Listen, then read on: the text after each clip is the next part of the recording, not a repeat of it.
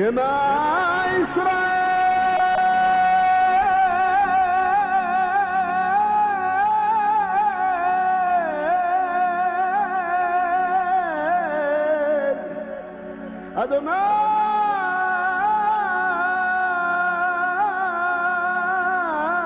أدوناي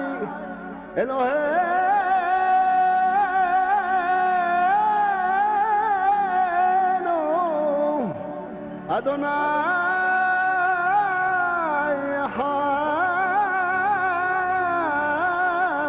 حد أدوناي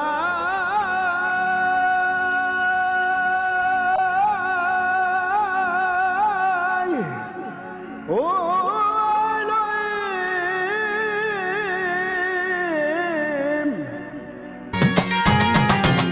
கிறிஸ்துவன் நம்பு அதுல தான் இருக்குது ரெண்டு நீ தேடி வந்தா கிடைக்கும் அன்பு தூரம் போனா வருமே வம்பு கிறிஸ்துவன் நம்பு அதுல தான் இருக்குது ரெண்டு நீ தேடி வந்தா கிடைக்கும் அன்பு தூரம் போனா வருமே வம்பு வம்பு வம்பு.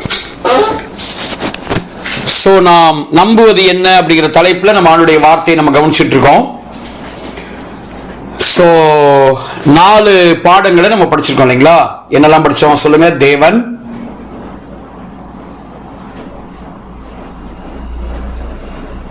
தேவன், பிதாவாகிய தேவன், குமாரனாகிய யெகோவா, பரிசுத்த ஆவியானவர். இப்ப 5வது அவதாரம் படிக்கணும். ஓகே, அவதாரத்தை பத்தி இப்ப நம்ம படிக்கணும். ரைட், சரி. சோ இப்போ நாம் நம்புவது என்ன, வாட் வி பிலீவ், நம்ம நம்புவது என்ன அப்படிங்கறத பத்தி படிக்கும்போது நம்ம 5வதா படிக்கிற விஷயம் என்னன்னா அவதாரம். அவதாரம் ஆக்சுவலா இது வந்து ஒரு சமஸ்கிருத வார்த்தைன்னு சொல்றாங்க. அவதாரம் அப்படிங்கிறதுக்கு இறங்கி வருதல் அப்படின்னு ஒரு மீனிங் இருக்கு அப்படின்னு சொல்றாங்க. இறங்கி வருதல்.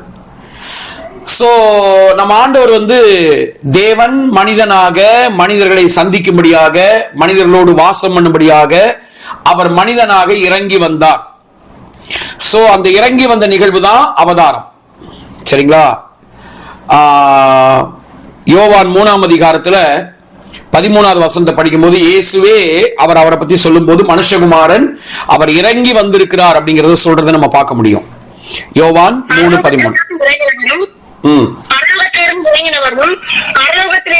பரலோகத்தில் இருக்கிறவருமான மனுஷகுமாரனே அல்லாமல் பரலோகத்துக்கு ஏறினவன் ஒருவனும் இல்லை. சோ பரலோகத்திலிருந்து இறங்கினவரும், அந்த இறங்கினவர் அப்படிங்கிறது தான் சமஸ்கிருதத்துல அவதாரம், அவதார் அப்படின்னு சொல்றாங்க அப்படின்னு நிறைய வேத பண்டிதர்கள் மொழி அறிஞர்கள்லாம் சொல்றாங்க. சோ அவதாரம் அப்படின்னா ரொம்ப சிம்பிள். கடவுள் மனுஷனா இறங்கி வந்தார் பாத்தீங்களா, அதான் அவதாரம். சரிங்களா? ஒரே நிமிஷம். சரி, சோ அப்போ இறங்கி வருதல் அப்படிங்கிறது ரொம்ப முக்கியமான ஒரு விஷயம். இத வந்து நம்ம அதாவது கவனிங்க, சிலுவைக்கு கொடுத்ததான முக்கியத்துவத்தை கடவுள் மனுஷனா இறங்கி வந்தார்ல, தேவன் மனிதனாக வந்தார்ல, அதனுடைய முக்கியத்துவத்தை வந்து சிலுவைக்கு நம்ம கொடுத்த முக்கியத்துவத்தை இதுக்கு நம்ம கொடுக்கல. சரிங்களா? இதை பற்றின ஒரு சரியான ஒரு தெளிவு, ஏன் வந்தாரு, ஏன் அப்படி ஒரு மனுஷனா வந்து ஒரு 33 வருஷம் அவர் ஏன் வாழ்ந்தாரு, இதை பற்றின ஒரு சரியான தெளிவு, சரியான ஒரு வெளிப்பாடு, அதை பற்றிய ஒரு சரியான ஒரு நம்பிக்கை நமக்கு இல்லாம போச்சு. அதனால இந்த அவதாரத்தை பற்றி நாம் அறிந்து கொள்ள வேண்டியது அவசியம். இதுதான் வந்து இன்கார்னேஷன் அப்படின்னு சொல்லுவாங்க. சோ இந்த இன்கார்னேஷன், அவதாரம், இதை பற்றி நம்ம படிக்க போறோம். ஓகேங்களா? சரி, இதுல வந்து முதல் பாயிண்ட் நோட் பண்ணுங்க. சோ அவதாரம். ஓகே, சரி, நோட் பண்ணுங்க. மனிதனாக கடவுள் அவதரிக்க வேண்டும் என்பது மனிதன் வீழ்ந்து போவதற்கு முன்பாகவே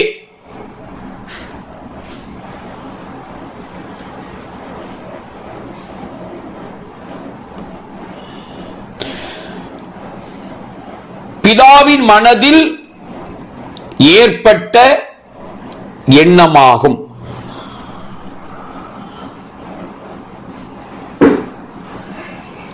இன்னும் கூட கொஞ்சம் தெளிவா சொல்லலாம். மனிதனாக கடவுள் அவதரிக்க வேண்டும் என்பது மனிதன் வீழ்ந்ததற்கு பின்பு உண்டான எண்ணம் அல்ல அப்படின்னு போட்டுக்கோங்களேன். First point. சரியா? இப்படி போட்டா தெளிவா இருக்கும், உங்களுக்கு இன்னும் புரிஞ்சுக்கிறது தெளிவா இருக்கும். முதல் பாயிண்டா இப்ப நான் சொல்றதை கண்ட திருத்தி எழுதிக்கோங்க. மனிதனாக கடவுள் அவதரிக்க வேண்டும் என்பது மனிதன் வீழ்ந்து போனதுக்கு பின்பு ஏற்பட்ட எண்ணம் அல்ல. இது முதலாவது நம்ம புரிஞ்சுக்க வேண்டிய விஷயம். அதாவது நம்ம என்ன நினைக்கிறோம்னா, மனுஷன் வந்து பாவம் பண்ணிட்டான், பாவம் பண்ணதுக்கு அப்புறமா ஐயோ ஐயோ என்ன பண்றது, ஐயோ யார் போவா, என் காரியமா யார் போவா அப்படின்னு அப்படியே பிதா அப்படியே அங்கலாய்க்கிற மாதிரியும், குமாரன் நான் போறேன் அப்படின்னு அவர் சொன்ன மாதிரியும், அதாவது மனுஷன் விழுந்து போனோன்னு அப்படி பரலோகமே அப்படி அப்செட் ஆகி, பிதா அப்படி அப்செட் ஆகி ஐயோ என்ன பண்றது அப்படின்னு தெரியாம இருக்கிற நேரத்துல கவலைப்படாதீங்க நான் போறேயா அப்படின்னு பிதா குமாரன் சொல்லி, ஓ அப்படியா சரி சரி சரி நீங்களாவது போறீங்களே சரி பரவாயில்ல அப்படின்னு சொன்ன மாதிரி நமக்கு ஒரு படம் இருக்கு. பட் அப்படி கிடையாது. மனிதன் வீழ்ந்ததுக்கு அப்புறமா இப்படி கடவுள் மனுஷனாகணும் அப்படிங்கிற எண்ணம் கடவுளுக்கு வந்தது கிடையாது. வெளிப்படுத்தல் விசேஷம் 13ஆம் அதிகாரம் 8வது வசனம் படிங்க. வெளிப்படுத்தல் 13:8. உலக தோற்றம் முதல் அடிக்கப்பட்ட ஆட்டுக்குட்டியுடைய ஜீவ புஸ்தகத்தில் பேர் எழுதப்பட்டிராத பூமியின் குடிகள் யாவரும் அதை வணங்குவார்கள். என்னங்க போட்டிருக்கு? எப்ப ஒரு அடிக்கப்பட்ட ஆட்டுக்குட்டியா? மனிதன் வீழ்ந்து போனதுக்கு அப்புறம் தானே போட்டிருக்கு. உலக தோற்றத்திற்கு முன். உலக தோற்றத்துக்கு திரும்ப படிங்க சிஸ்டர். உலக தோற்றம் முதல் அடிக்கப்பட்ட ஆட்டுக்குட்டியினுடைய ஜீவ புஸ்தகத்தில் பேர் எழுதப்பட்டிராத பூமியின் குடிகள் யாவரும் அதை வணங்குவார்கள். உலக தோற்றம் முதலே அவர் அடிக்கப்பட்ட ஆட்டுக்குட்டியா? சரிங்களா? சோ நமக்கு தெரியணும், ஆண்டவர் தேவன் மனிதனாக வந்தது அப்படிங்கிற விஷயம் வந்து பிதாவினுடைய மனசுல மனிதன் விழுந்து போனதுக்கு அப்புறமா ஏற்பட்ட எண்ணம் அல்ல. அவன் விளக்கப்பட்ட மரத்தினுடைய பழத்தை சாப்பிட்டதுக்கு அப்புறம் தான் ஐயோ என்ன பண்றதுன்னு தெரியாம திகைச்சு போய் அதுக்கப்புறமா அவர் ஒரு பிளான, ஒரு புது பிளான் பி, ஒரு பி பிளானை ஏற்படுத்தி அப்படி அவர் கொண்டு வந்ததான திட்டம் அல்ல அப்படிங்கறத நம்ம விளங்கிக் கொள்ளணும். சரிங்களா? நம்முடைய ஆண்டவர் எப்பொழுதுமே ஒரு பிரச்சனை வந்ததுக்கு அப்புறம் அதுக்கான தீர்வுகளை ஏற்படுத்துகிறவர் அல்ல அப்படிங்கிறது நமக்கு புரியணும். சரிங்களா? கவர்மெண்ட் வந்து ஒரு பிரச்சனை வந்ததுக்கு அப்புறம் தான் ஓஹோ அப்படின்னு, ஓ இப்படி ஆயிடுச்சா, ஓ அப்படின்னு அவங்க தீர்வு என்ன செய்யறான்னு அவங்க யோசிப்பாங்க. அப்படி செய்கிறவர் அல்ல நம்முடைய ஆண்டவர். சரிங்களா? இது நமக்கு புரியணும். சரி, அப்போ ரெண்டாவது விஷயம் என்ன? ரெண்டாவது மேட்டரை எழுதிக்கோங்க, ரெண்டாவது பாயிண்ட் எழுதிக்கோங்க. மாறாக, சரி இப்ப நமக்கு தெரியுது அவர் மனுஷன் விழுந்து போனதுக்கு அப்புறம் இது ஏற்பட்ட எண்ணம் அல்ல. அப்ப ரெண்டாவது என்னன்னா, மாறாக உலக தோற்றத்துக்கு முன்னே கடவுள் அவதாரமாக வர வேண்டும் என்பது பிதாவின் மனதில் இருந்த நோக்கமாயிருக்கிறது, இருந்தது. திரும்ப சொல்றேன், மாறாக உலக தோற்றத்துக்கு முன்பாகவே கடவுள் மனிதனாக வர வேண்டும் என்பது பிதாவின் மனதில் இருந்த நோக்கமாயிருக்கிறது. உலக தோற்றத்துக்கு முன்னாடியே கடவுள் வந்து மனுஷனா போகணும் அப்படிங்கிற அந்த திட்டத்தை வந்து பிதா உலக தோற்றத்துக்கு முன்னாடியே அதை போட்டார். இதை பற்றி 1 பேதுரு 1ஆம் அதிகாரம் 18-20 வரைக்கும் இருக்கிற வசனத்துல நம்ம அதை பார்க்க முடியும். 1 பேதுரு 1ஆம் அதிகாரம் 18-20 வரைக்கும் வாசிங்க. உங்கள் முன்னோர்களால் பாரம்பரியமாய் நீங்கள் அனுசரித்து வந்த வீணான நடத்தை நின்று அழிவுள்ள வஸ்துக்களாகிய வெள்ளியினாலும் பொன்னினாலும் மீட்கப்படாமல் குற்றமில்லாத மாசற்ற ஆட்டுக்குட்டியாகிய கிறிஸ்துவின் விலையேறப்பட்ட ரத்தத்தினாலே மீட்கப்பட்டீர்கள் என்று அறிந்திருக்கிறீர்களே. அவர் உலக தோற்றத்திற்கு முன்னே குறிக்கப்பட்டவராய் இருந்து தமது மூலமாய் தேவன் மேல் விசுவாசமாய் இருக்கிற உங்களுக்காக இந்த கடைசி காலங்களில் வெளிப்பட்டார். சோ அவர் கடைசி காலத்துல வெளிப்பட்டார்ல, 2000 வருஷத்துக்கு முன்னாடி வெளிப்பட்டார் இல்லையா? அது எப்ப முன்குறிக்கப்பட்டதா? உலக தோற்றத்துக்கு முன்பாகவே. சோ கடவுள் மனிதனா வரணும் அப்படிங்கிறதும், அப்படி இந்த மனிதனா வரக்கூடிய இந்த ரோலை திருத்துவத்துல குமாரன் தான் இதை செய்ய போறாரு அப்படிங்கிறதும் உலக தோற்றத்துக்கு முன்பாகவே பிதாவின் மனதுல இருந்ததான ஒரு விஷயம். சரிங்களா? சோ கிறிஸ்துமஸ் கொண்டாடுறோம் இல்லையா? இயேசு பிறந்தார் இல்லையா? இயேசு பிறந்து பெத்லகேம்ல பிறந்து நாசரேத்தூர்ல வளர்ந்து அதுக்கப்புறம் அவர் யூதேயா தேசத்துல எருசலேம்ல இஸ்ரேலுடைய பல இடங்கள்ல எல்லாம் போய் ஒரு ஊழியம் செஞ்சார் இல்லையா? இந்த 33 வருஷ வாழ்க்கை இருக்கு இல்லையா அவருடைய வாழ்க்கை, இது உலக தோற்றத்துக்கு முன்பாகவே பிதாவின் மனசுல இருந்த ஒரு விஷயம் அப்படிங்கறத நம்ம விளங்கிக் கொள்ளணும். இது மனுஷன் விழுந்ததுக்கு அப்புறம் ஏற்பட்ட ஒரு காரியம் அல்ல. மனிதன் விழுந்ததுக்கு அப்புறமா திடீர்னு ஆண்டவருக்கு வேற வழி இல்லாம அவர் செய்த பிளான் கிடையாது. அப்ப நமக்கு ஒரு விஷயம் நல்லா புரியுது. ஒரு பிரச்சனை வந்ததுக்கு அப்புறம் அவர் தீர்வை உண்டாக்குறவர் கிடையாது. பிரச்சனை வருவதற்கு முன்பாகவே அவர் தீர்வுகளை ஏற்படுத்தி வச்சிருக்காரு. அது நம்முடைய கண்ணுக்கு மறைவா இருக்கும். அது அந்த பிரச்சனை வந்ததுக்கு அப்புறம் கரெக்டா நம்ம கண்ணுக்கு அது தெரிய ஆரம்பிக்கும். சரிங்களா? ஆபிரகாம் ஈசாக்கை பலி செலுத்த போன அந்த நேரத்துல அந்த ஆட்டுக்கடா அது வரைக்கும் கண்ணுக்கு தெரியல. அந்த ப்ராப்ளத்துக்கு சொல்யூஷன் அந்த ஆட்டுக்கடா அங்க இருக்கு. ஆனா அது வரைக்கும் அது கண்ணுக்கு தெரியல. ஆனா அந்த குறித்த நேரம் வந்த போது கண்களை ஏறெடுத்து பார்க்கிறாரு. அந்த ஆட்டுக்கடா முற்புதல்ல சிக்கி இருக்கிறது எப்படி ஆபிரகாமுக்கு தெரிந்ததோ அதே மாதிரிதான் பிரச்சனைகளுக்கான தீர்வுகளை ஆண்டவர் ஏற்கனவே ஏற்படுத்தி வச்சிருக்காருங்க. சோ மனிதன் விழுந்ததுக்கு அப்புறமா கடவுள் உண்டாக்கின பிளான் கிடையாது அவதாரம் என்பது. உலக தோற்றத்துக்கு முன்பாகவே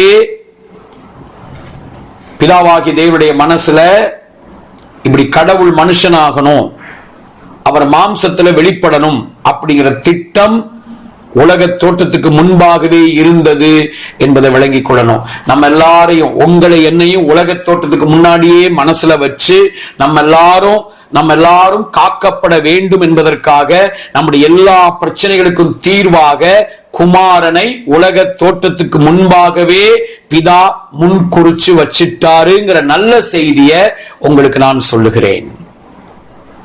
ஆமென். சந்தோஷமா ஆமென் சொல்லுங்க. அதான் நம்ம பாடுறோம். உலக தோற்ற முதல் எனக்காய் அடிக்கப்பட்டீர், உலக தோற்ற முதல் ஐயா எனக்காய் அடிக்கப்பட்டீர், துரோகியாய் வாழ்ந்த என்னையும் மீட்டு புது வாழ்வு தந்து விட்டீர், துரோகியாய் வாழ்ந்த என்னையும் மீட்டு புது வாழ்வு தந்து விட்டீர், என் இயேசு ராஜா ஸ்தோத்திரம், என் இயேசு ராஜா ஸ்தோத்திரம், ஸ்தோத்திரமே ஸ்தோத்திரமே உயிருள்ள நாளெல்லாமே ஐயா ஸ்தோத்திரமே ஸ்தோத்திரமே உயிருள்ள நாளெல்லாமே. சோ உலக தோற்றத்துக்கு முன்பாகவே அவர் முன்குறித்தார். சரிங்களா? சரி, மூணாவது அவதாரத்துல நம்ம படிக்கிற மூன்றாவது பாயிண்ட் என்ன அப்படின்னா, இந்த அவதாரம் என்பது தெய்வீக ஜீவனை பூமிக்கு கொண்டு வருவதற்கு ஊடகமாக செயல்படுகிறது. சரிங்களா? தெய்வீக ஜீவனை, திரும்ப சொல்றேன், தெய்வீக அவதாரம் என்பது தெய்வீக ஜீவனை பூமிக்கு கொண்டு வருவதற்கு ஊடகமாக செயல்படுகிறது. சரியா? இயேசு தேவன் மனுஷனானார் இல்லையா? அப்படி அவர் மனுஷன ஆகாம இருந்திருந்தா டிவைன் லைஃப், தெய்வீக ஜீவன் இந்த பூமிக்கு வந்திருக்க முடியாது. இயேசு தேவனா இருந்தவர் மனுஷனானதுனால இப்ப தெய்வீக ஜீவன் இந்த பூமியில அளவில்லாம ஊற்றப்பட்டிருக்கு. அவரை நம்பி வர்ற எல்லாரும் அந்த தெய்வீக ஜீவனை அனுபவிக்க முடியும். டிவைன் லைஃப், தெய்வீக ஜீவன், தெய்வீக ஜீவன். இப்ப நம்மள அந்த தெய்வீக ஜீவனாலதான் அவர் நிரப்பிட்டே இருக்கார். நம்ம அந்த தெய்வீக ஜீவன்ல வளர்ந்துகிட்டே இருக்கோம். சோ இயேசு அவர் மனுஷனானதுனாலதான் தெய்வீக ஜீவன் இந்த பூமிக்கு வந்திருக்கு. சோ வார்த்தை மாம்சமானதுதான் தெய்வீக ஜீவன் இந்த பூமியில ஊற்றப்படுவதற்கான ஒரு ஊடகமாக இருக்கு. அந்த நிகழ்வு யோவான் 1ஆம் அதிகாரம் அதனுடைய 14 படிச்சுட்டு அப்புறம் 4:5 படி. 4:5 வாங்க. யோவான் 1:14 அப்புறம் அதனுடைய 4:5. யோவான் 1:14 அப்புறம் 4:5. அந்த வார்த்தை மாம்சமாகி கிருபையினாலும் சத்தியத்தினாலும் நிறைந்தவராய் நமக்குள்ளே வாசம் பண்ணினார். அவருடைய மகிமையை கண்டும் அது பிதாவுக்கு ஒரே பேரானவருடைய மகிமைக்கு ஏற்ற மகிமையாகவே இருந்தது. அதிலே 4ஆம் வசனம் ஜீவன் இருந்தது. அவருக்குள் ஜீவன் இருந்தது. அந்த ஜீவன் மனுஷனுக்கு ஒளியா இருந்தது. அந்த ஒளி இருளிலே பிரகாசிக்கிறது. இருளானது அதை பற்றி கொள்ளவில்லை. சோ இந்த ஜீவன், தெய்வீக ஜீவன் இந்த பூமிக்கு வெளிச்சமா வந்து இருள் எல்லாத்தையும் அகற்றி, இருளானது அதை பற்றி கொள்ளவில்லை நம்ம படிக்கிறோம்.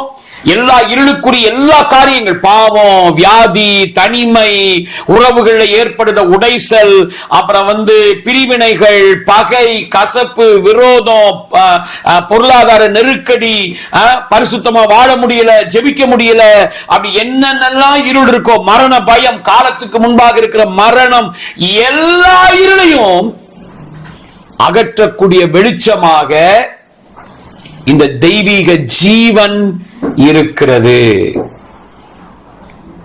சரிங்களா? சோ மனித அவதாரம் எவ்வளவு பெரிய மேன்மை பாருங்க. இயேசு மனுஷனா வந்தது சாதாரண விஷயம் கிடையாதுங்க.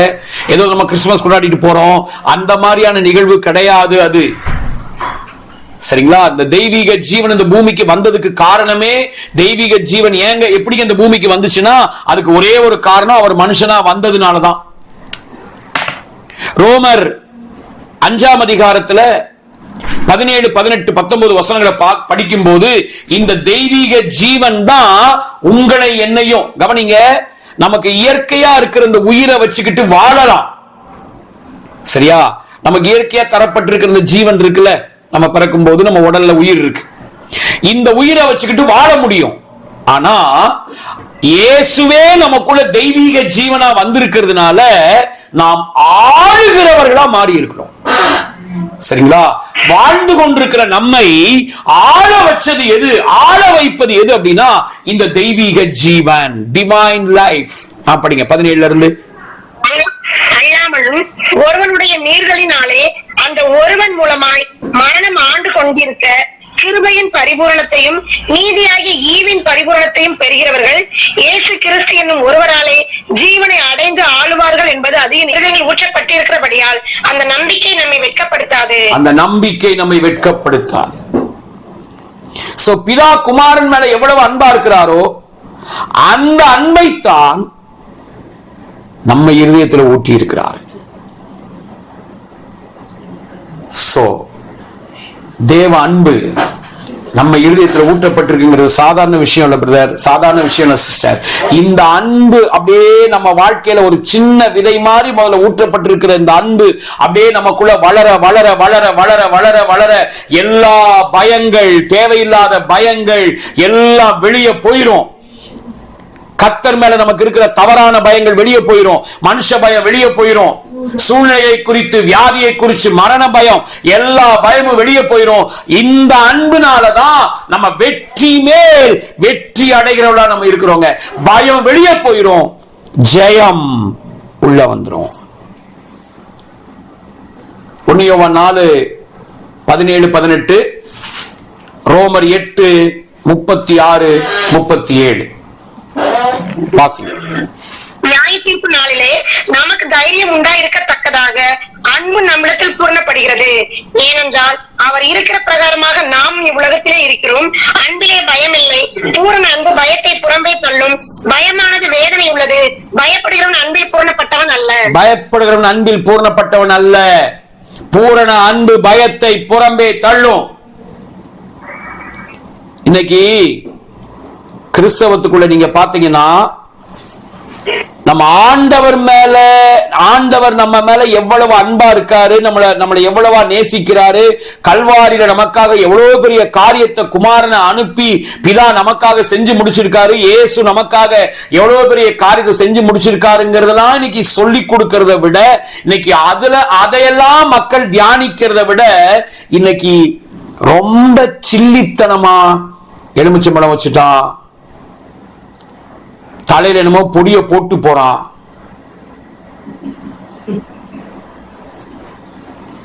Shame shame.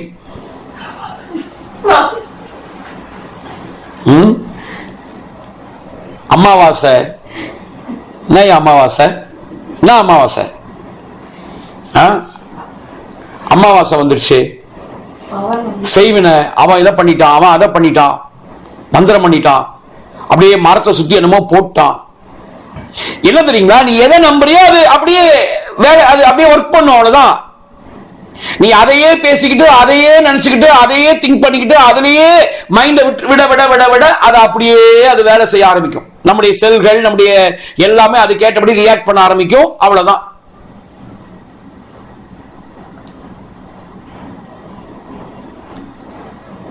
சோ இந்த மாதிரியான அந்தகார கிரியெல்லாம் உதறி தள்ளிட்டு, அப்பா அன்ப என் மேல அவர் எவ்வளவு அன்பா இருக்காருங்கிறத தியானிக்க ஆரம்பிங்க. வாழ்க்கை வேற லெவல்ல போயிடும். வசனங்க இது. பூரண அன்பு பயத்தை புறம்பே தள்ளும். இன்னைக்கு நிறைய கிறிஸ்தவங்களுக்கு ஒரு ஒரு ஒரு 2 வாரத்துக்கு முன்னாடி நினைக்கிறேன் ஒரு வீடியோ நான் பாக்குறேன். ஒரு ரோமன் கத்தோலிக்க ஃபாதர் வந்து அழகா பிரசங்கம் பண்றாரு. சொல்றாரு, கத்தோலிக்கர்களே நீங்க எல்லாம் இப்படி செய்வின மந்திரம் இந்த மாதிரியான காரியத்துல இப்படி நீங்க வந்து இத நம்பிக்கிட்டு நல்ல நாள் கெட்ட நாள் பார்த்துக்கிட்டு இருக்கீங்களே, இது நியாயமா? பெந்தகோஸ்தேக்காரன் அவனுக்கு தான் இதுவே வேலையாயிருச்சு. அவர் சொல்றார், பெந்தகோஸ்தேக்காரன் இப்ப எல்லாம் செய்வன மந்திரம் எழும்பிட்டான், நீயும் அப்படி எழும்புறியா நீ, வேண்டாம் உனக்கு அப்படின்னு ஒரு கேத்தலிக் ஃபாதர் பிரசங்கம் பண்ண எனக்கு ரொம்ப கஷ்டமா இருந்துச்சு. So brothers and sisters, தேவ அன்பு, இந்த அன்பு ஆவியானவர் இந்த அன்பை நமக்குள்ள ஊட்டி இருக்கிறதுனால இந்த அன்பை நாம் அனுபவிக்க அனுபவிக்க பயம் வெளியே போயிடும், ஜெயம் உள்ள வந்துடும். ரோமர் 8:36-37 முதல்ல நம்ம பைபிள படிச்சு திருவடிகள். உபத்திரவமோ, வியாகுலமோ, துன்பமோ, பசியோ, நிர்வாணமோ, நாச மோசமோ, பட்டயமோ, இவை எல்லாவற்றிலேயும் நாம் நம்மில் அன்பு கூறுகிறவராலே முற்றும் ஜெயம் கொள்கிறவரா இருக்கிறோமே. திருவடியத்துல படிங்க இந்த வசனத்தை.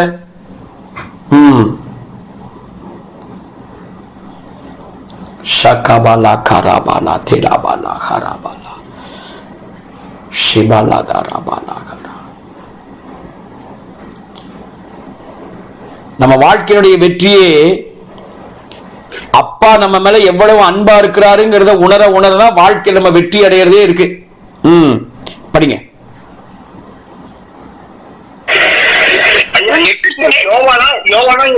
ரோமர்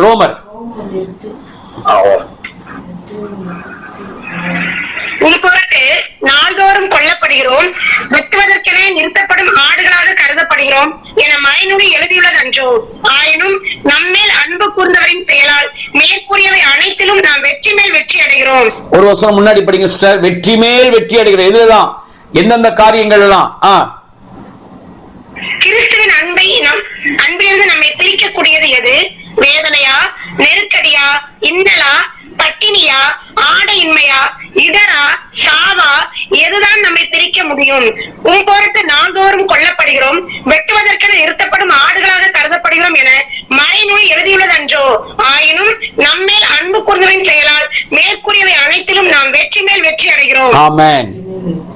சாத்தான் அங்க சொல்லப்பட்டதான அந்த இன்னல்கள், துன்பங்கள், பட்டினி, ஆடையின்மை, இடர்கள், அங்க என்னெல்லாம் சொல்லியிருக்கோம், இதையெல்லாம் வச்சு நம்மளை வெட்ட பார்ப்பான். அவன் வெட்ட நினைப்பான், நம்ம வெற்றி பெறுவோம். ஒரு ஆமீன் சொல்லுங்க. அவன் வேலை வெட்ட நினைக்கிறது, நம்ம வேலை வெற்றி பெறுவது. சரியா? சாத்தா வந்து உன் வாழ்க்கையில வந்து அவன் வந்து உனக்கு ரொம்ப ஆதரவெல்லாம் இருக்க மாட்டான் நம்ம வாழ்க்கையில. சோ நமக்கு இப்போ உபத்திரவங்கள், சில இன்னல்கள்லாம் வருதுன்னா என்ன அர்த்தம்னா, அவன் நம்ம வாழ்க்கையை வெட்ட நினைக்கிறான், வெட்டுறதுக்கு ட்ரை பண்றான். இந்த இன்னல்கள், இந்த நெருக்கடிகளை அனுப்பி நம்ம கொஞ்சம் நம்மளை அப்படியே சோர்ந்து போக வச்சு. சாத்தானுக்கு பிடிக்காத ஒரு விஷயம் என்னன்னா, தேவ பிள்ளைங்க மனதார வாய் விட்டு சிரிக்கிறது. அவனுக்கு ரொம்ப பிடிச்ச விஷயம் நீ காலமெல்லாம் அழுதுகிட்டே இருக்கிறது. புரியுதுங்களா? நீங்க எந்த அளவுக்கு கண்ணீர் விட்டு அழுது அழுது அழுது, ஐயோ இப்படி இருக்கே, இப்படி பேசிட்டாங்களே, இப்படி பண்றாங்களே அப்படின்னு நீங்க அழும்போதெல்லாம் சாத்தா அப்படின்னு அவன் சிரிப்பான். அவனுக்கு ரொம்ப ஹாப்பியா இருக்கும். ஆனா இவனை வெட்ட நினைக்கிறான். இந்த நெருக்கடியின் சூழலை நான் சோர்ந்து போறது இல்ல, நான் என்னுடைய அப்பாவுடைய அன்பை நான் உணர போறேன் அப்படின்னு அவருடைய அன்பை நினைக்க நினைக்க அவன் வெட்ட நினைப்பான். ஆனா நீங்க வெற்றி பெற்றவங்களா மாறிடுவீங்க. ஓகே brothers and sisters, இந்த அன்பை ஆவியானவர் நமக்குள்ள என்ன செய்யறாரு? பகிர்ந்து கொடுக்கிறார். அதான் இந்த இரண்டாவது பாயிண்ட். அதை படிங்க. இரண்டாவது பாயிண்ட் படிங்க. பிதா குமாரனிடத்தில் வைத்திருக்கும் அன்பை நமக்கு வெளிப்படுத்தி அந்த அன்பை நம்முடன் பகிர்ந்து கொடுக்கிறார். எஸ், நம்முடன் பகிர்ந்து கொடுக்கிறார். சரிங்களா? இதை வந்து நம்ம பார்க்கிறோம். மூணாவது ஆவியானவரை பற்றி நம்ம படித்துக் கொள்ள வேண்டிய மூணாவது விஷயம் என்னன்னா, குமாரன்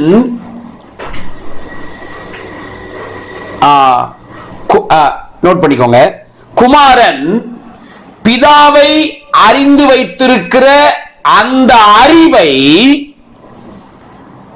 ஆவியானவர் நம்முடன் பகிர்ந்து கொள்கிறார். பிதா குமாரனை குமாரன் பிதாவை அறிந்து வைத்திருக்கிற அதே அறிவை ஆவியானவர் நமக்கும் பகிர்ந்து கொடுக்கிறார். சரிங்களா? குமாரன் வந்து பிதாவை எப்படி அறிஞ்சிருக்காரோ அதே அறிவை நமக்கு ஆவியானவர் நமக்கு அதை ஷேர் பண்றார், பகிர்ந்து கொடுக்கிறார். சரிங்களா? சோ பழைய ஏற்பாட்டில் நோவா, ஆபிரகாம், ஈசாக்கு, யாக்கோபு, மோசே, எலியா, ஏசாயா, இப்படி தீர்க்கதரிசிகளா இருக்காங்க இல்லையா? இவங்க எல்லாருமே ஆண்டவர் அறிஞ்சாங்க. ஆனா ஓரளவுக்கு தான் அறிஞ்சாங்க. ஆனா இவங்கெல்லாம் யாருமே அறியாத விதத்துல தனித்துவமாக குமாரன் பிதாவை அறிந்து வைத்திருந்தார். குமாரன் பிதாவை அறிஞ்சு வச்ச மாதிரி இவங்க யாருமே அவர் அறியல. சரிங்களா? இவங்க எல்லாருக்குமே ஆண்டவரை பற்றின அறிவு எப்படின்னா, முதுக பார்த்து வந்த அறிவு தான். யாரும் டைரக்டா முகத்தை பார்க்கல. சரியா? பழைய ஏற்பாட்டு பரிசுத்தவான்களை பொறுத்த வரைக்கும் அவங்களை பொறுத்த வரைக்கும் முகமுகமாய் கண்ட மோசேன்னு சொன்னாலுமே அந்த முகமுகமாய் காண்பதுங்கிறது அந்த முதுக பார்க்கிறது தான் அப்படி சொல்லி இருக்கு. பின்பகுதியை தான் பார்த்திருக்காங்க அவங்க. யாத்திராகமும் 33 நினைக்கிறேன் கேட்கிறார் அவரு, ஐயா உங்க முகத்தை நான் பார்க்கணும், உங்களை நான் பார்க்கணும். உடனே ஆண்டவர் சொல்லையப்பா, நீ என் முகத்தை பார்த்தேன்னா உனக்கு வந்து தாங்க முடியாது, என் பின்பகுதியை நான் உனக்கு காட்டுவேன்னு சொல்றாரு. எங்க இருக்கு அந்த வசனம்? யாத்திராகம் 33 ஒரு 17க்கு மேல அப்படியே பாருங்க. அவர் கேட்பார், ஆண்டவரே உங்க முகத்தை எனக்கு பார்க்கணும் அப்படின்னு. எங்க கேடுங்க அந்த வசனம்?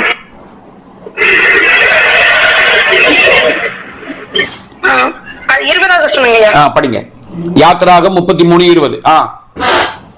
நீ என் முகத்தை காண மாட்டாய், ஒரு மனுஷனும் என்னை கண்டு உயிரோடு இருக்க கூடாது என்றார். பின்னும் கர்த்தர், இதோ என் அண்டையில் ஒரு இடம் உண்டு, நீ அங்கே கண்மலை நில்லு, என் மகிமை கடந்து போகும்போது நான் உன்னை அந்த கண்மலை வெடிப்பிலே வைத்து நான் கடந்து போக மட்டும் என் கரத்தினால் உன்னை மூடுவேன், பின்பு என் கரத்தை எடுப்பேன், அப்பொழுது என் பின்பக்கத்தை காண்பாய், என் முகமோ காணப்படாது என்றார். அந்த பின்பக்கத்தை மோசே கண்டார்ல, அந்த பின்பக்கத்தை மோசே கண்டப்போ அந்த பின்பக்கத்தை கண்டதை தான் முகமுகமாய் கண்டது. அவங்க லெவலுக்கு அவ்வளவுதான். அந்த பின்பக்கத்தை கண்டதே முகமுகமா பார்த்த மாதிரி இருக்கு. இது எப்படின்னா உங்களுக்கு புரியுற மாதிரி சொல்றேனே, சில படங்கள் எல்லாம் இப்படி ஒரு சீன் இருக்கும். அந்த ஹீரோ ஹீரோயின் இருப்பாங்க. அப்போ அவன் சொல்லுவான், ஒரு சூழல் வரும், டக்குன்னு வந்து அப்படியே அந்த ஹீரோயினுடைய மடியில அப்படியே சாயிற மாதிரி ஒரு சீன் காட்டுவான். அப்போ அவன் என்ன சொல்லுவான், எனக்கு இது போதும், இது போதும், ஒரு ஒரு 2 செகண்ட், ஒரு 5 செகண்ட் உன் மடியில அப்படி சாஞ்சு இருக்கக்கூடிய இந்த ஒரு தருணம் எனக்கு கிடைச்சதுல இது எனக்கு போதும் அப்படின்னு சொல்லுவான். சரிங்களா? அதாவது கிடைக்கவே கிடைக்காது, அவ கிடைக்க மாட்டா அப்படி நினைச்சிட்டு இருக்கிற சூழல்ல அந்த மடியில சாயறதுக்கான அந்த ஒரு 5 செகண்ட் இந்த சூழல் வந்துச்சு, இது எனக்கு போதும் அப்படின்னு சொல்ற மாதிரி. இது கடவுளை பார்க்க முடியாது, பார்த்தா செத்துருவோம் அப்படிங்கிற நிலைமையில் இருக்கும்போது உங்க பின்பகுதியாவது நான் பார்த்தனே, அந்த பின்பகுதியை பார்த்தது, அந்த முதுக பார்த்தது முகத்தை பார்த்த மாதிரி இருக்கு. இதுதாங்க பழைய ஏற்பாட்டு பரிசுத்தவான்களுடைய அறிவு, ஆண்டவரை அறிகிற அறிவு அவங்களுக்கு இப்படிதான் இருந்துச்சு. அதனால அவங்க சொல்ற விஷயங்கள்ல சிலது கரெக்டா, நிறைய காரியங்கள் கரெக்டாவும் இருந்துச்சு, சிலது தப்பாவும் இருந்தது. அவங்களுக்கு என்ன புரிஞ்சதோ அதை சொன்னாங்க. நம்ம பழைய ஏற்பாடை படிக்க கூடாதுன்னு அர்த்தம் கிடையாது, படிக்கணும். படிக்கும் போது நமக்கு புரியணும், ஓ இது வந்து இயேசு சொன்னதுக்கு ஒத்து இருக்கு, இது இயேசு சொன்னதுக்கு ஒத்து இல்ல அப்படின்னு நமக்கு அது புரியணும். சரிங்களா? சோ ஆபிரகாம், ஈசாக்கு, யாக்கோபு, மோசே எல்லாரும் ஆண்டவரை அறிஞ்ச விதம் ஒரு விதம், அவங்களுக்கு ஓரளவுக்கு தான் அவங்களுக்கு அந்த அறிவு இருந்துச்சு.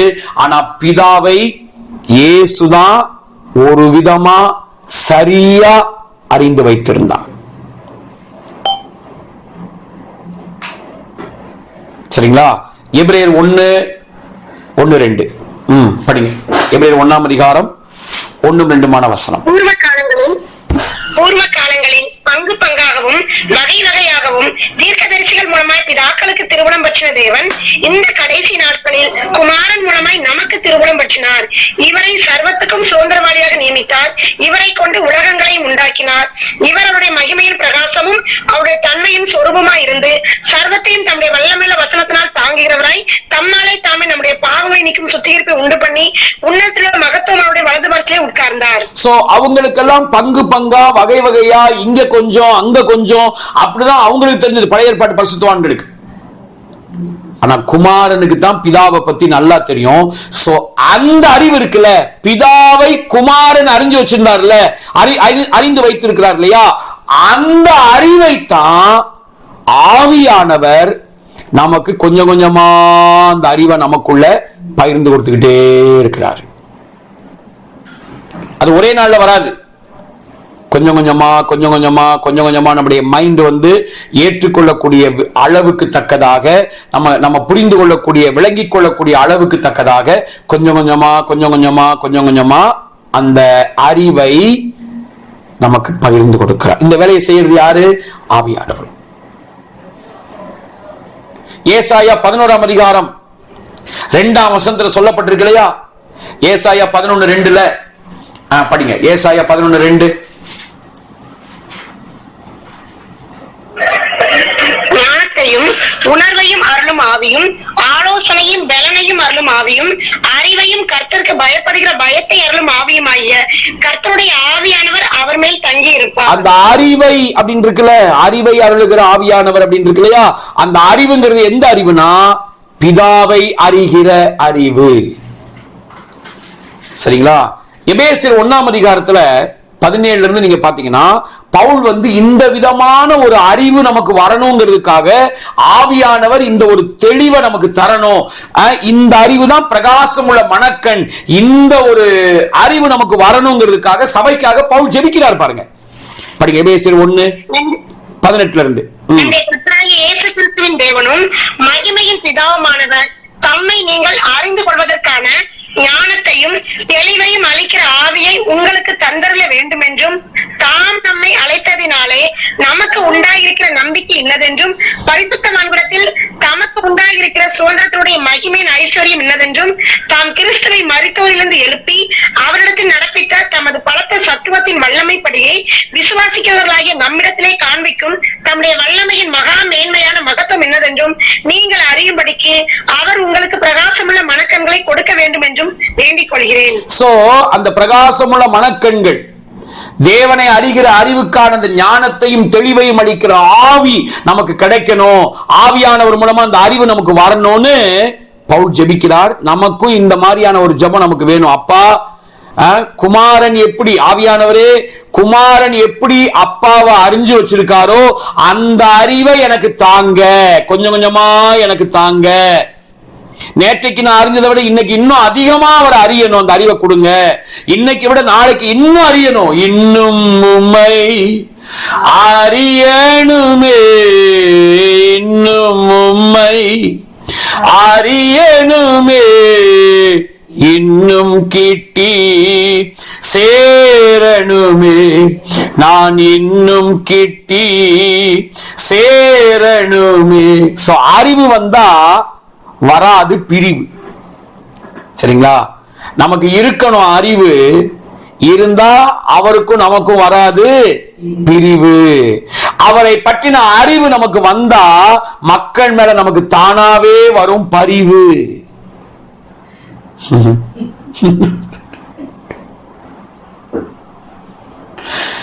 So, brothers and sisters, இது வந்து ஒரு மூளை அறிவு கிடையாது.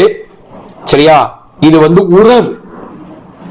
ஆவியானவர் அறிவை நமக்கு தரார்னா, குமாரன் பிதாவோடு எப்படி அந்த உறவின் அறிவை அறிந்து வைத்திருக்கிறாரோ, உறவினால உண்டாகிற அறிவை அறிந்து வைத்திருக்கிறாரோ, அதே மாதிரியான அந்த உறவின் அறிவை நமக்கு தருவார். இதெல்லாம் சொன்னீங்கல்ல, ஆமா, அறிவு இருந்தா நமக்கு வராது பிரிவு, மனுஷங்க மேல உண்டாகும் பரிவு, அதோட நம்ம வாழ்க்கையில நமக்கு இல்ல சரிவு அப்படின்னு வச்சுக்கலாம். சம ஓகே, அதை காயின் பண்ணி சொல்லுங்க. இல்லனா தேவனை பார்த்த அறிவு நமக்கு இருந்தா அவரோட உறவுல நமக்கு இருக்காது பிரிவு, மனிதர்கள் மேல உண்டாகும் பரிவு, நமது வாழ்க்கையில நமக்கு இல்லை சரிவு. ஆமென், ஆமென். உண்மை. சரிங்களா? ஆண்டவரை அறிகிற அறிவு நமக்கு வரும்போது நம்ம வாழ்க்கையில நம்ம சரிஞ்சு போக மாட்டோம், சரிவு நமக்கு இல்லை. தேங்க்யூ. சோ அவரை அறிகிற அறிவு ரொம்ப முக்கியம். இந்த அறிவை தான் யோவான் 17:3 இந்த அறிகிற அறிவு இருக்குல்ல, இப்படி குமாரன் பிதாவை எப்படி அறிஞ்சு வச்சிருக்கிறாரோ அந்த அறிவை ஆவியானவர் நம்ம கொடுக்கிறார். பாத்தீங்களா? இந்த அறிவை தான் அவர் நித்திய ஜீவன் சொல்லி இருக்கிறாரே ஒழிய பரலோகம் போய் அங்க போய் நம்ம நித்திய ஜீவனை அடைகிறத பத்தி அவர் சொல்லவே இல்லை. படிங்க. ஒன்றான மெய்தேவனாகி உம்மையும் நீர் அனுப்பினவராகிய இயேசு கிறிஸ்துவையும் அறிவதே நித்திய ஜீவன். எஸ், அறிவதே நித்திய ஜீவன். So brothers and sisters, ஆவியானவர் குமாரன் பிதாவை எப்படி அறிந்து வைத்திருக்கிறாரோ அதே அறிவை நமக்கும் என்ன செய்றாரு? பகிர்ந்து கொடுக்கிறார். சோ கவனிங்க, நம்முடைய ஆதி அப்போஸ்தலர்கள், அதாவது பவுல், பேதுரு, யோவான், அதுக்கப்புறம் பாலிகாப்ட், அதாவது யோவானுடைய சீஷனா இருந்த பாலிகாப்ட், அதுக்கப்புறம் வந்து அத்தனேசியஸ், இவங்கெல்லாம் வந்து சபை சரித்திரத்துல ரொம்ப முக்கியமானவங்க. அவங்கெல்லாம் வந்து ஆதி அப்போஸ்தலர்களிடத்துல கற்றவங்க. சரிங்களா? பவுல், பேதுரு, யோவான், அடுத்த தலைமுறை பாலிகாப்ட், அடுத்து அந்த பாலிகாப்டுக்கு அப்புறம் அத்தனேசியஸ், இவங்கெல்லாம் இருந்தாங்க. இவங்க காலத்துக்கு அப்புறம் தான் அப்படியே படிப்படியா கான்ஸ்டன்ட் வந்து சபை அப்படியே ஒரு வீழ்ச்சிக்குள்ள ஒரு இருண்ட காலத்துக்குள்ள போயிடுச்சு. சோ இந்த அத்தனேசியஸ், பாலிகார்ப் இவங்கெல்லாம் அவங்களுடைய புத்தகங்கள் எல்லாம் நீங்க பாத்தீங்கன்னா ஆவியானவரை வந்து ஒரு ஒரு பெண்ணுக்கு ஒப்பிட்டு, அவர் ஆண் தான் சரிங்களா, அது அந்த அவர் ஆவியானவரா அப்ப பெண்ணா அப்படி கிடையாது. அவருடைய அந்த அன்பு, அவருடைய அரவணைப்பு, அவர் பாதுகாக்கிற விதம், இதெல்லாம் ஒரு பெண், ஒரு தாய்க்கு ஒப்பிட்டு சொல்லி இருக்கும். ஏன் அவங்க அப்படி அதை விளங்கிக்கிட்டாங்கன்னா ஆதியாகமம் 1:2 என்ன பார்க்கிறோம் படிங்க. ஆதியாகமம் 1:2 பூமியானது ஒழுங்கின்மையும் வெறுமையுமா இருந்தது, ஆழத்தின் மேல் இருள் இருந்தது, தேவ ஆவியானவர் ஜலத்தின் மேல் அசைவாடி கொண்டிருந்தார். ஹீப்ருல வேகாரெட்ஸ் காயத்தா தொகு வபுகு வெகோஷே கல்பனை தேகோம் வேருவாஹ் எலோஹிம் மேரஹஃபத் அல்பனேஹமாயிம் அப்படின்னு இருக்கும் சரிங்களா. ருவாஹ் எலோஹிம் மேரஹஃபத், அந்த அசைவாடினார் அப்படிங்கிற இடத்துல ரஹஃபத் அப்படின்னா தாய்ப்பறவை அடை காப்பது போல அடை காத்தார். சோ இந்த இடத்துல ஆவியானவர் ஒரு தாயாக காண்பிக்கப்பட்டிருக்கிறதுனால அவங்கெல்லாம் ஆவியானவரை அம்மா, தாயின் அன்பு மிக்கவர் அப்படின்னு அவர் அம்மாவா பார்த்தாங்க. அதே பார்வைதான், அதே நம்பிக்கையை தான் இப்ப நம்மளும் பெற்றிருக்கிறோம். சோ நம்ம பிதாவை பத்தி படிச்சிருக்கோம், குமாரனாகி யெஷுவாவை பத்தி நம்ம படிச்சோம், ஆவியானவரை பத்தி படிச்சோம். இந்த பிதா தான் நம்முடைய அப்பா, இந்த ஆவியானவர் தான் நம்முடைய அம்மா. நம்ம படிச்ச நம்முடைய ஆண்டவர் யெஷுவா தான் நம்முடைய மூத்த அண்ணன். ரோமர் 8ஆம் அதிகாரத்துல 29, 30, 31 வசனங்கள்ல அவர் நம்முடைய மூத்த அண்ணனே போட்டிருக்கு. மூத்த சகோதரன், இயேசுவை மூத்த சகோதரன் என்றே போட்டிருக்கிறத நம்ம பார்க்க முடியும். நம்முடைய குமாரன் அநேக சகோதரர்களுக்குள்ளே முதற் பேரானவரா இருக்கும் பொருட்டு, அதாவது மூத்த அண்ணனா இருக்கும் பொருட்டு, அந்த முதற் பேரானவரா இருக்கும் பொருட்டு என்ன அர்த்தம்? அவர் தான் மூத்த அண்ணன். நம்முடைய குமாரன் அநேக சகோதரர்களுக்குள்ளே முதற் பேரானவரா இருக்கும் பொருட்டு தேவன் எவர்களை முன் அறிந்தாரோ அவர்களை தமது குமாரனுடைய சாயலுக்கு ஒப்பா இருப்பதற்கு முன் குறித்திருக்கிறார். முன் குறித்திருக்கிறார்.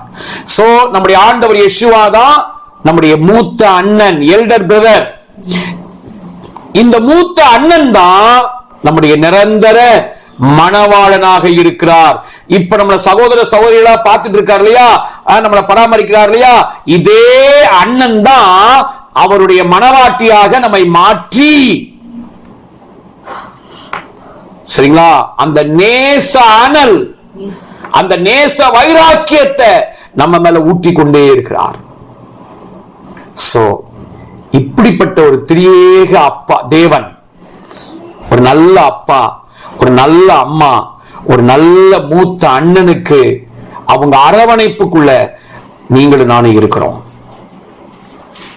எவ்வளவு பெரிய பாக்கியம். கர்த்தரை நம்பு உன் வாழ்வு மாறும், கர்த்தரை நம்பு உன் வாழ்வு செழிக்கும். கர்த்தரை நம்பு உன் வாழ்வு மாறும், கர்த்தரை நம்பு உன் வாழ்வு செழிக்கும். கவலை எல்லாம் கர்த்தரின் மேலே வைத்திடு, நீ கலங்காதே. கவலை எல்லாம் கர்த்தரின் மேலே வைத்திடு, நீ கலங்காதே. எல்லா ஜாதிகளிலும் உன்னை உயர்த்துவா, நீ கீழாகாமல் என்றும் மேலாவாய். எல்லா ஜாதிகளிலும் உன்னை உயர்த்துவா, நீ கீழாகாமல் என்று மேலாவா. கர்த்தரை நம்பு உன் வாழ்வு மாறும், கர்த்தரை நம்பு உன் வாழ்வு செழிக்கும். கர்த்தரை நம்பு உன் வாழ்வு மாறும், கர்த்தரை நம்பு உன் வாழ்வு செழிக்கும்.